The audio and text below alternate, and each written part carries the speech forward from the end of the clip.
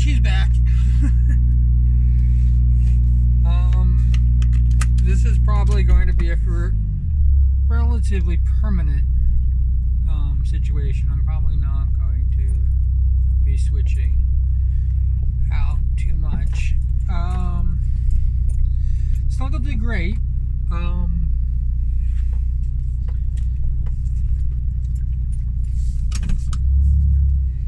But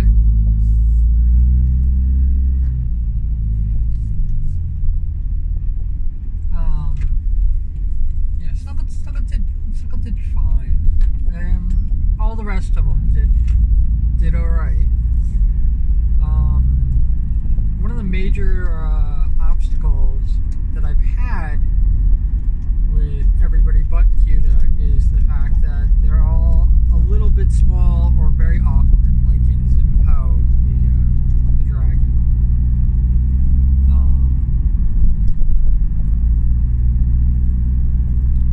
Poe's not a small puppet, but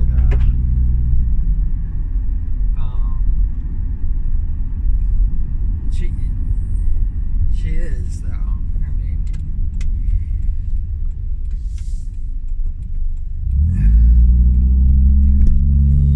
the face was too hard to see, you know.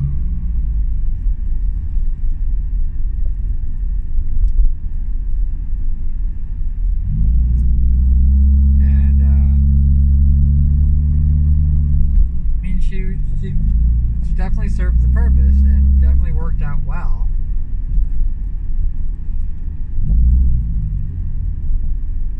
I can't see jack shit. Definitely gotta wear sunglasses today.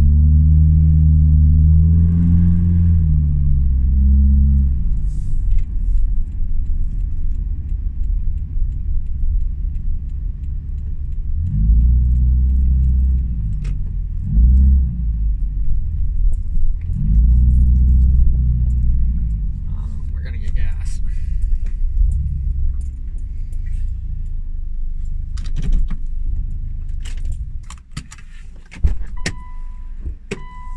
Now, let me do this so I can talk to you.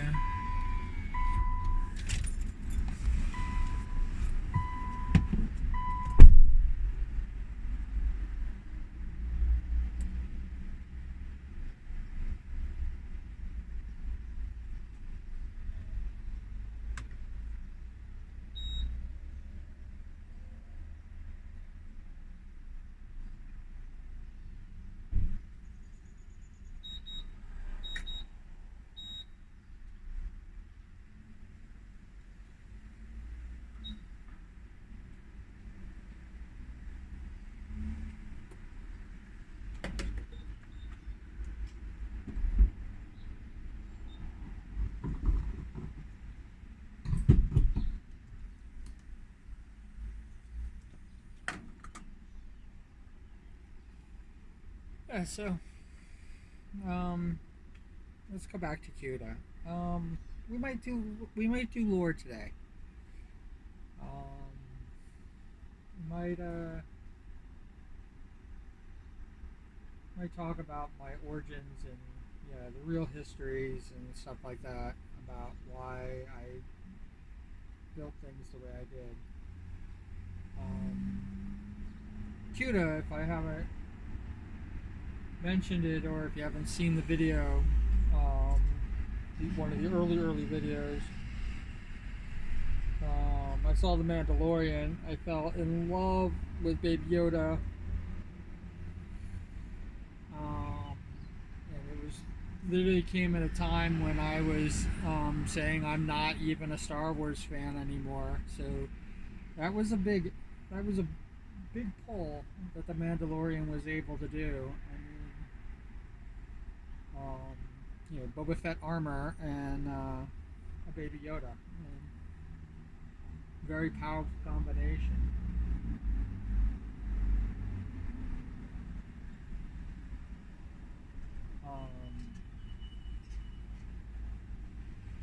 But yeah, so I wanted the first doll that came out.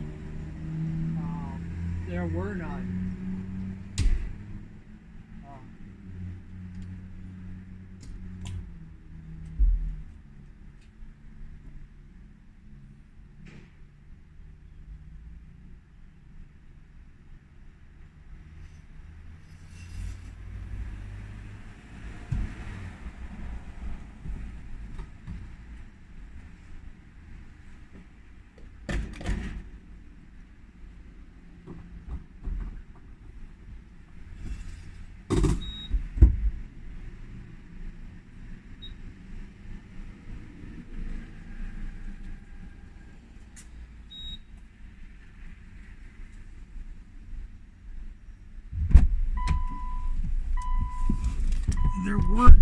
There were no dolls when The Mandalorian came out. I think that was done on purpose to hide Baby Yoda from previews, which worked. I mean, like I'm telling you, like I was completely sold, and it was probably because of that. I mean, talk about like genius marketing, which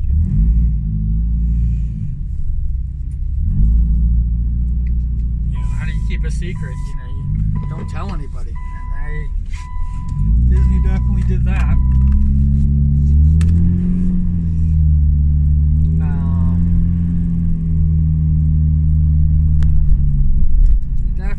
They definitely did that. They did that in spades, and what a way to hook me.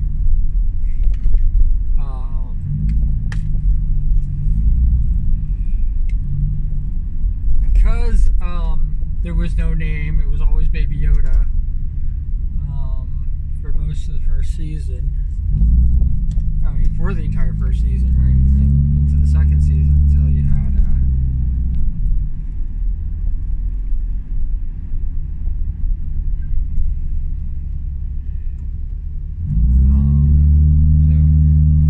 we didn't hear Grogu's name until a while into it, and I was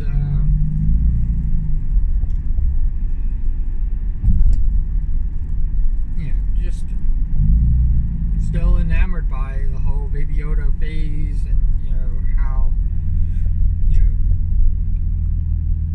even the Baby Shark song was doing Baby Yoda doop doop doop doop, Baby Yoda doop doop doop. So it was always Baby Yoda, and that's probably mostly because the reason it was called Baby Yoda is because George Lucas purposely never named the species.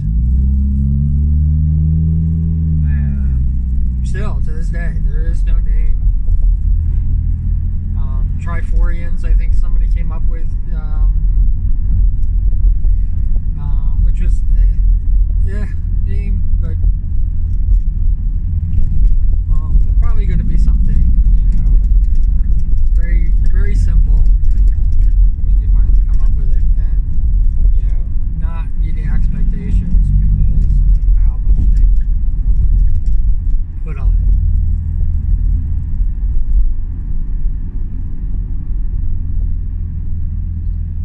I mean, the packaging for Quta just said the child.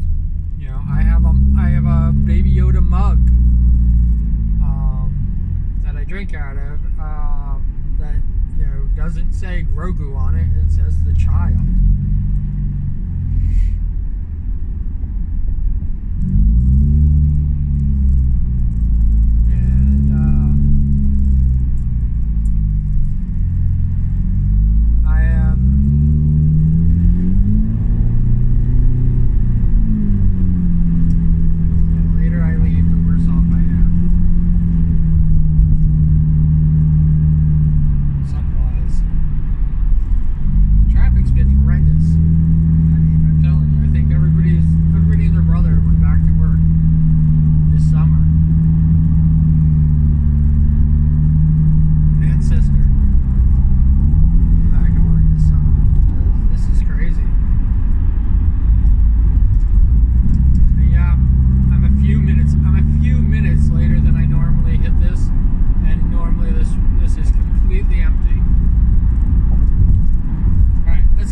Let's get into the action.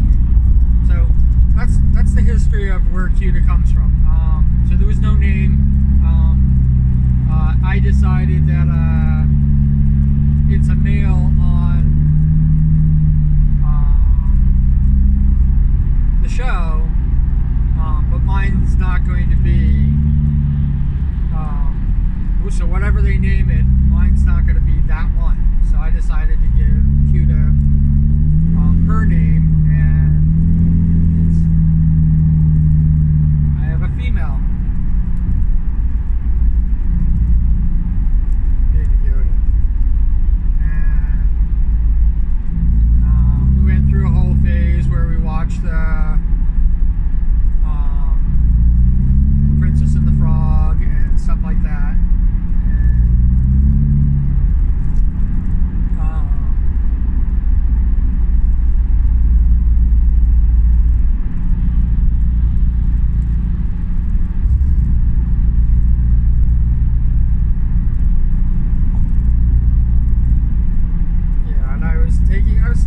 cues from the Mandalorian show.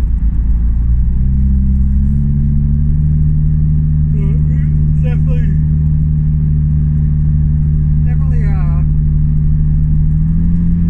diverged from the show.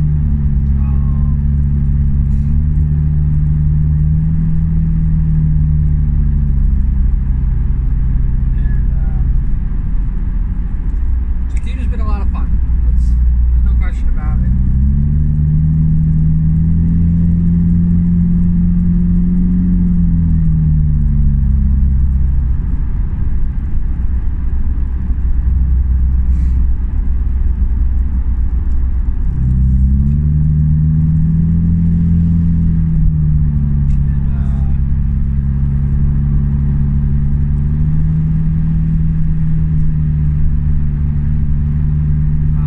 Brings up, so there was supposed to be like a Christmas gift to myself. It ended up being a birthday gift to myself. Right for, she came just in time, but I'd already canceled all the plans.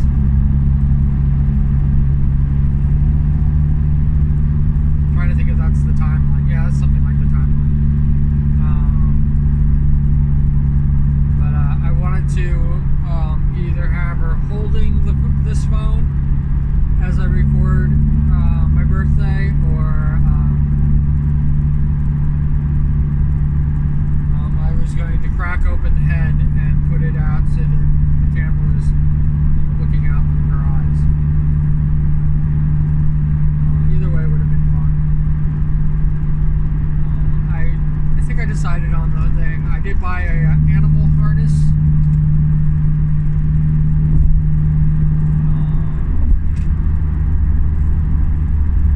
Small dogs and cats.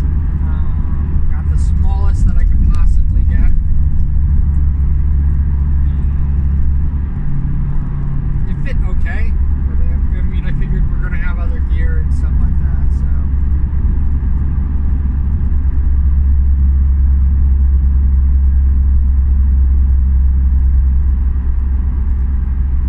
I wanted to make sure that Quta was secure on my chest so that I was filming out like that. And I might have glued the phone.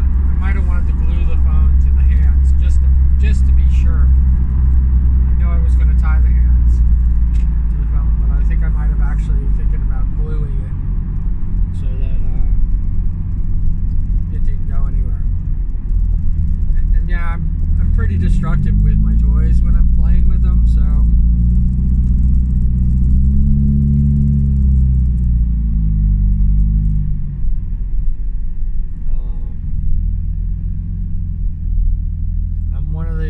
I guess I never saw, this isn't going to sound very weird, but I never saw Sid from Toy Story as the bad guy. I mean, basically, his job is to rescue old toys. That's what he did. And yeah, he's a kid, so there's also that.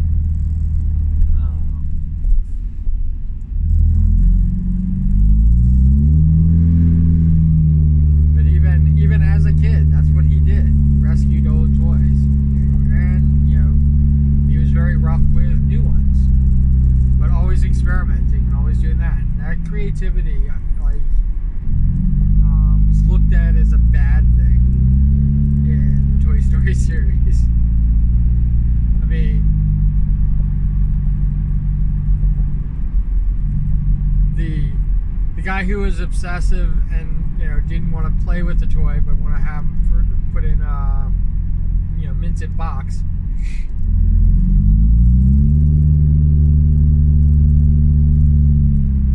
Sell minted box toys, with the Woody doll.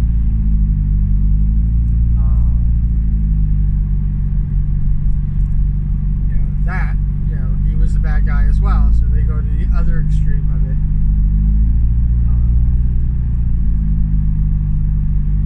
Yeah, I never saw Sid as the bad guy, so.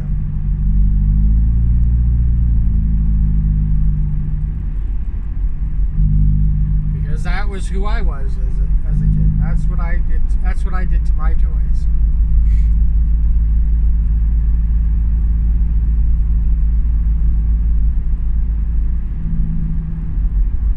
I don't know. Maybe I was never under any delusion that they were real, and they were to be played with. Be played with until you can't play with them anymore. And toys break.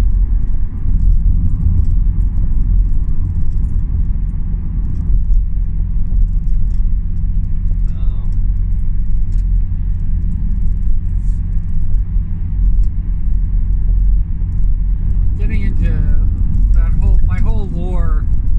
The lore of Q is kind of weird, I guess. I don't know. Maybe it's not so weird, but I did the whole puka switch,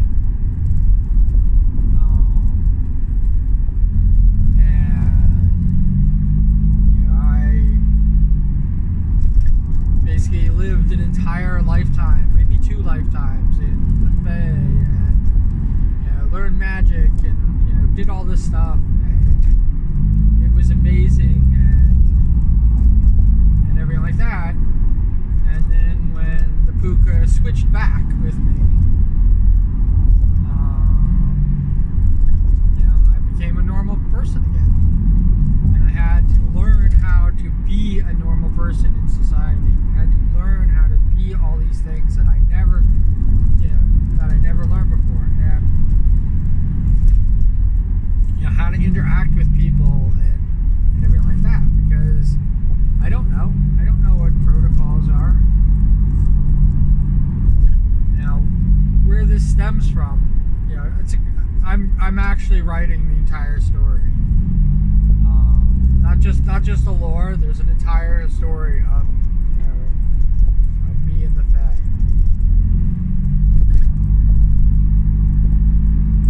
Learning magic and stuff like that. I'm doing the whole kit and caboodle. The whole kit and caboodle for my lore is going to be an entire novel. I already wrote a similar novel, and I'm probably going to be adapting that. I'm going to be kind of commandeering that into my lore story. At least pieces of it.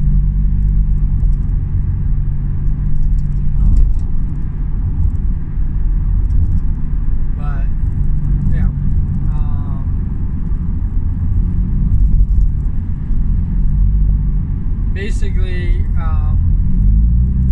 the switching works like this. The puka who switches has all their magical powers in the human body that they're hosting. The human takes over the puka's body, and they are thrusted into the Fae world with no magical abilities whatsoever. Basically, you're basically human in a puka body or fairy body. It doesn't have to be a puka. And so basically, as the puka here on Earth uses up their magical powers, that all the powers get transferred back to the original puka. The gremlin, the yellow almost emoji face. The gremlin is what a puka and most fairies look like, without basically the fairy magic or the glamour. They become whatever they want using their magic.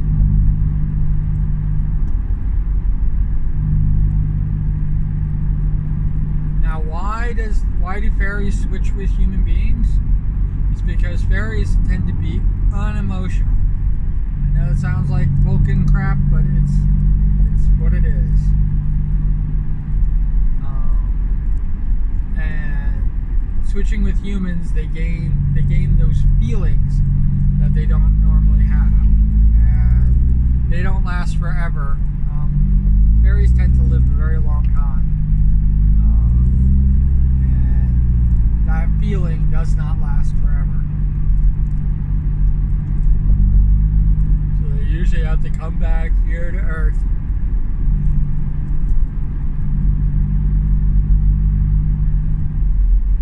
And pretty much recharge their emotional state. So they gain and we gain, type of thing.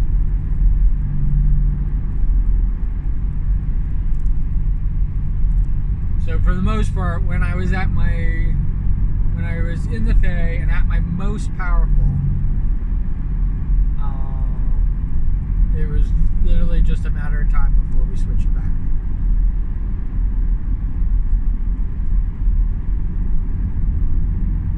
Now I switched back and I'm 30 years older.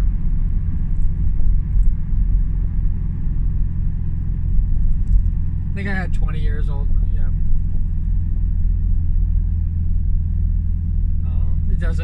That doesn't matter. I'm a lot older. 30 years, we'll do 30 years.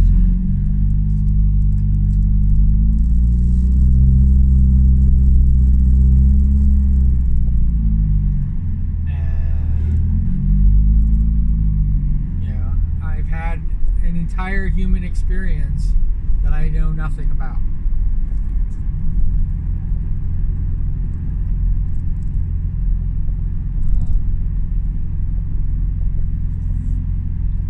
Connecting to VTubers just makes me feel like I'm at home.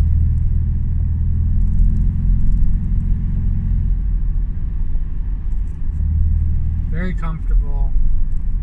It's what I enjoy. People being different. And I love it. It's kind of like the true self. I always think about that.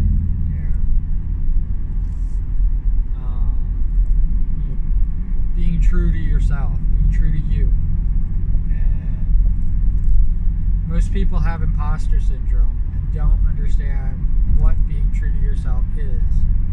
They think it's in service of others. They think it's this, and it's not.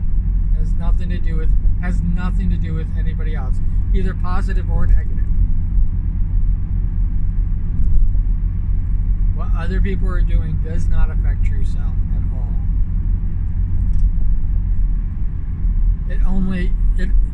It would only serve to hinder you.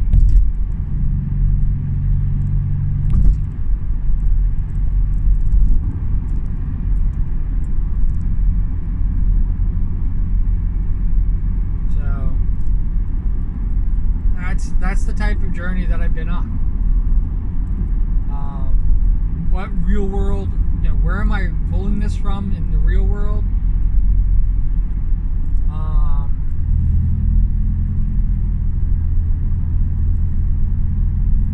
When I was 17 years old,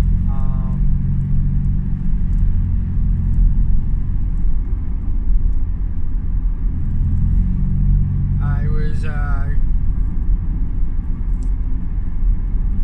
could say it. I mean, it's not a big deal. When I was 17 years old, I was given acid.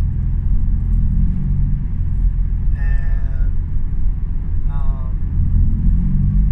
they gave me like a little sheet of it.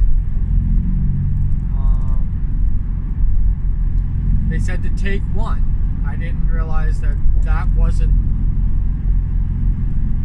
I didn't realize how many we call doses was on the little sheet that they gave me. It was tiny. It wasn't very big. Yeah, it was like 4 sticks of gum, put together, big. It was tiny.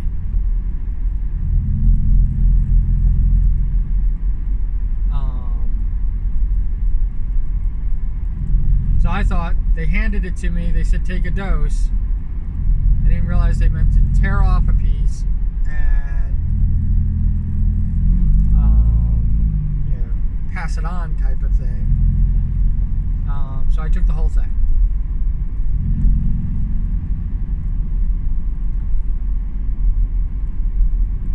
time I did this, I was very anti-smoking, very anti-drinking, very anti-everything. I had gotten drunk when I was 13, and I swore that I would never drink again. I was part of SAD. I was an absolute model student, and yeah, I went to a high school party and got absolutely smashed.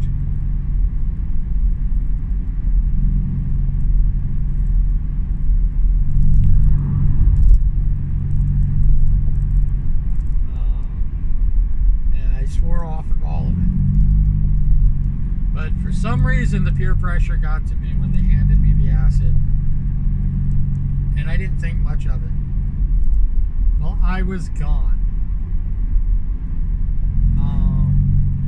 I have very little memory.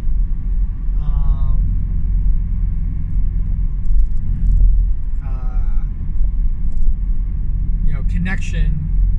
My short-term, long-term memory are all scattered, all mixed up. I know that I create false memories of that time. I know that I ended up doing a lot of drugs. I became a smoker. I became a heavy drinker. All the things that I was against, I ended up becoming. I became what I was fighting against.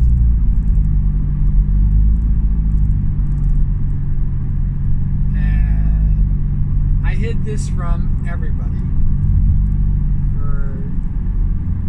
including myself. That's how much I hid this from.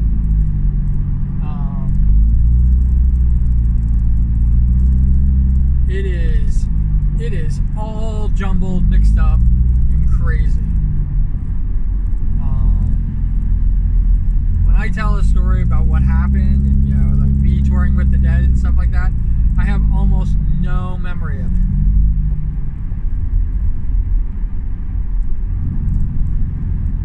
I only have memory of like me being in the hospital and having my stomach pumped and things like that. The times that I was absolutely clean. Because as soon as I got back on the road, I was back at it again. And everything is like literally it's all mixed up. It's all mixed up and jumbled in my head.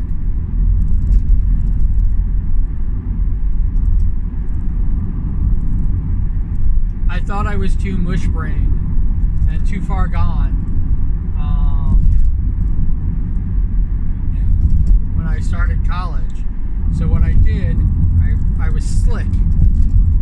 This is me being, smart, smarty pants Sean, smarty pants Q. Let's do this. I checked myself into an 18-month rehab.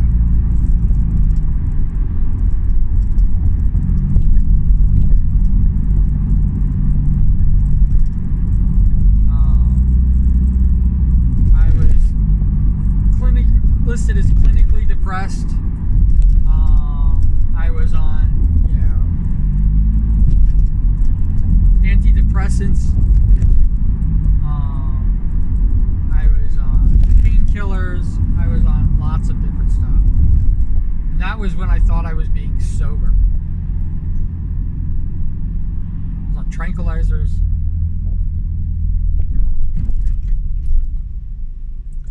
That was when I thought I was being sober.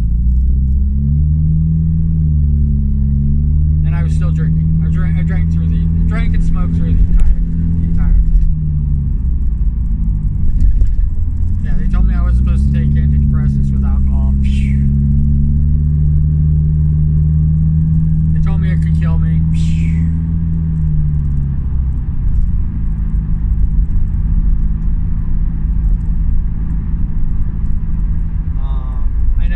I know that I have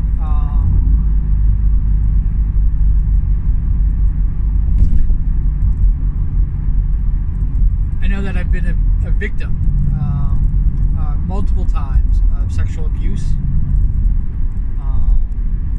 I know that I financially,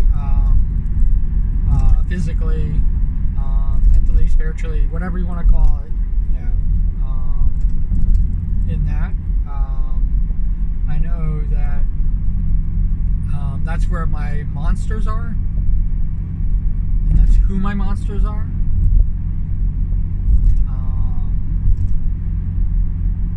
And pretty much the story that I'm writing, like I said, I already wrote most of it, using a lot of these things from my real life, but putting them into the Fae, and fleshing out the story, even more, or making it even more fantastic than it is. And so I'm going to basically borrow from that story to write this story.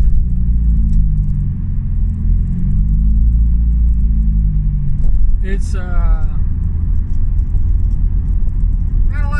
there's not a lot of happy memories. I mean, it's like, I remember my childhood. I remember being mercilessly bullied. I remember that crystal clear. Those memories have never gone away.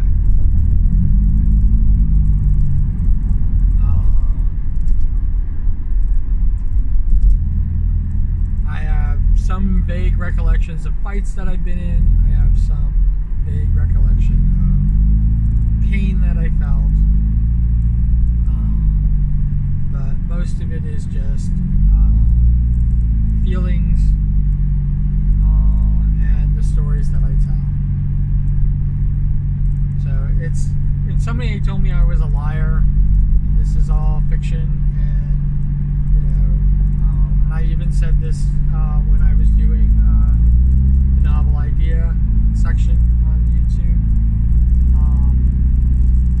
They were like going, why do you just tell these stories? And I'm like going, because I'm telling these stories mostly for myself. It's how I remember it. It's how I'm filling in the blank spaces with something that could be true. And when I'm telling the stories to other people, I tend to be nicer to myself than if I'm telling the story by myself. I think that's one of the reasons why I like the concept of streaming.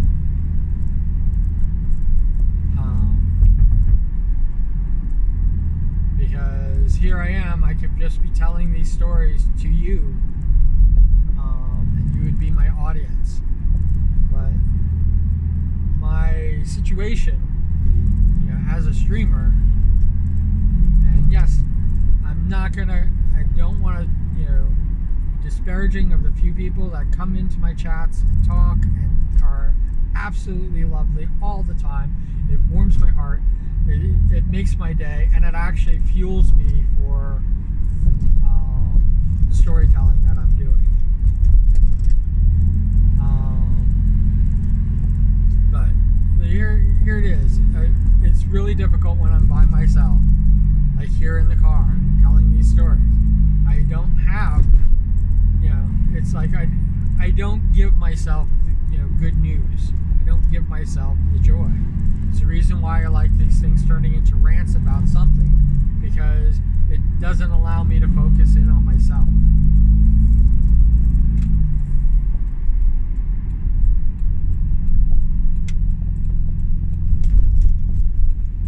Because I know that things aren't that bad. I know my history isn't awful. I'm still standing. I'm still breathing.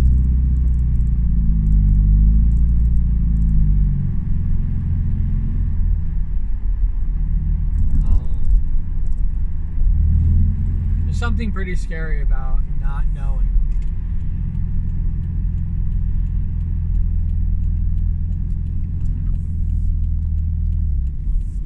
Huh. That's new.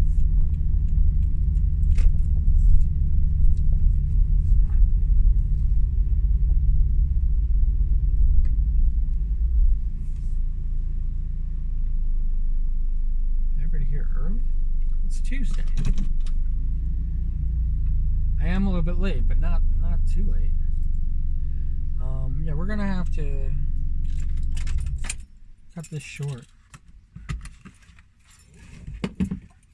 But and I'm sorry I didn't get very far with the lore. But we're gonna keep Quta for a while. And we're gonna do that. See, I'm usually here like, almost 10 minutes earlier, and they got my spot. But this is a lot of people here. Wherever you are, whatever you're doing, I hope you're having a wonderful time doing it. I really do. It's an amazing thing. And I was actually kind of happy to play the commuting videos on Twitch, and I hope some people got to see them, because I really think that these videos don't get seen. It's like they're kind of like, sequestered to this the dark part of the YouTube, and just hidden, and only like one or two people see them. I mean, when I have the most views on this, and I have almost 100 videos done, so almost 100 commutes, and in the 100 commutes, I don't even have 100 views. That's crazy, isn't it?